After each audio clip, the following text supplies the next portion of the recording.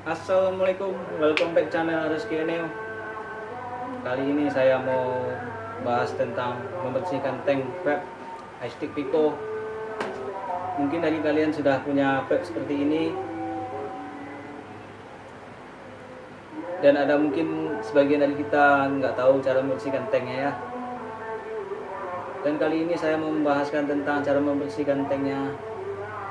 Bahan yang kita sediakan cuma sedikit, tisu, ada air semangkok, dan juga korek kuping.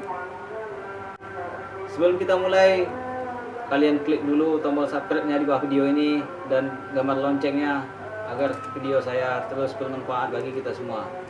Langsung let's go.